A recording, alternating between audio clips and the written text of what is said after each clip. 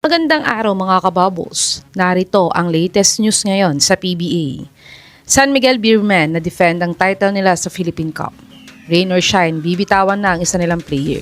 At Calvin Abueva matitrade na.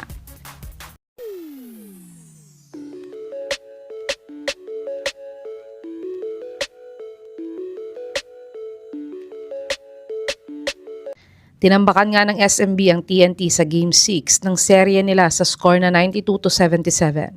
At ang best player ng larong ito ay walang iba kundi ang superstar nilang si Junmar Fajardo na nagtala ng 29 points at 23 rebounds sa kanilang panalo. At sa panalo nga nilang ito ay na-defend na nila ang title nila ngayong Philippine Cup. At ang highlights nga ng larong ito ay ang kauna-unahang Ramon Fernandez PBA Finals MVP Award. At ang nagwagingan nito ay walang iba kundi si Abay dahil siya nga ay naka-double-double machine sa buong serye kontra sa TNT.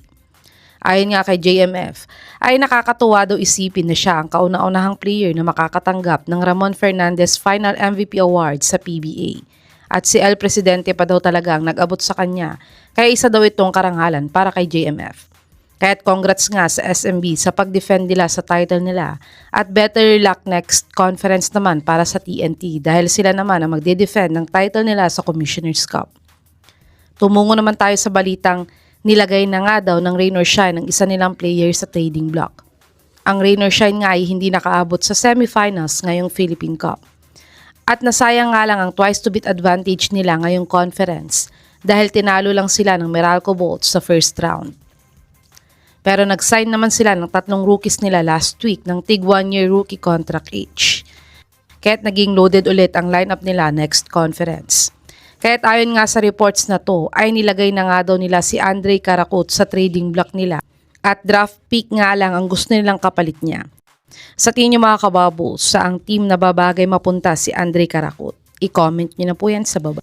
Dumako naman tayo sa balitang matitrade na nga daw si The Beast. Si The Beast nga ang scoring champion sa Philippine Cup. Yun nga lang ay hindi siya napili bilang best player of the conference dahil hindi nga umabot ang team niya sa playoffs. At madaming ang reports na nagpapatrade na nga si The Beast sa ibang team. At ayon nga sa legit source na si Sir Snow Badua ay no-offer nga daw si Abueva sa Ginebra, Converge, Rain or Shine, NLEX, Blackwater at Phoenix pero wala pang ang taker sa kanila. Pero based daw sa source ni Sir Snow ay Converge nga daw ang pinaka-frontrunner na gustong kunin itong si The Beast para sa Commissioner's Cup. Kayo mga kabubbles, okay ba sa Converge mapunta si The Beast or sa ibang team niyo siya gustong mapunta? I-comment niyo na po yan sa baba.